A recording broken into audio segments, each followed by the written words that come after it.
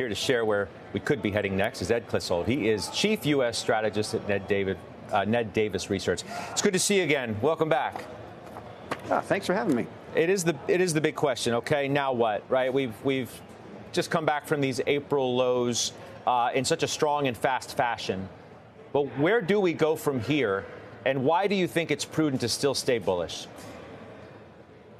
Yeah, so the way we do things at NDR is we put all of our indicators and data into 4 different buckets, and all 4 of them look pretty good at the moment. So the most important, probably the earnings story from Q1 earnings season is pretty strong. Over 80% of companies beating estimates, and we're getting quarter-on-quarter acceleration in earnings growth. And then from a macroeconomic perspective, what's the concern? The economy is a little bit too strong for the Fed to cut rates as quickly as some had hoped. I mean, that's kind of a good problem to have. And then when you look at investor sentiment, some of the optimism that crept into the market by the end of March has been relieved.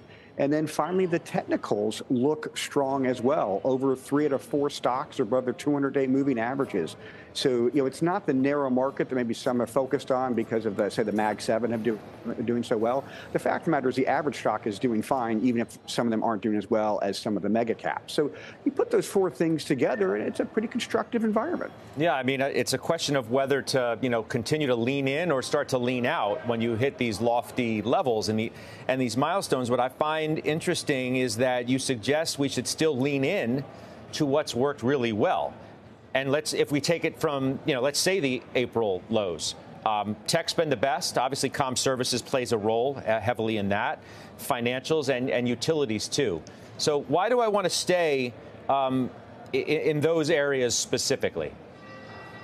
Yeah, well, first of all, from a technical perspective, you want to stick with what's working until it tells you that it's not working. And over the long run, you're going to get the better cash flow earnings growth from the tech sector. And this past earnings season, you saw a renewed emphasis on what we call shareholder capitalism. So returning capital to shareholders, you've seen some companies introduce dividends, increase buybacks, and they don't have the massive debt loads either. So you put those 3 things together, and it's pretty constructive. Now, over the last few weeks, what we've seen is with interest rates coming down, 2 sectors that should benefit from that are financials and utilities for some different reasons. The Fed cutting rates, maybe a little bit steeper yield curve, good for financials, and then utilities, which have been battling against higher interest rates and really underperformed during this bull market, are finally getting somewhat of a bid. And there's a little bit of an AI play with some maybe better top line growth as the grid needs to be built out to deal with all the growth in the country. Right, but let's be honest though, right? There's a little bit of an AI play, you just said. Those are the exact words you used for utilities. These have not been trading lately like there's a little bit of an AI play.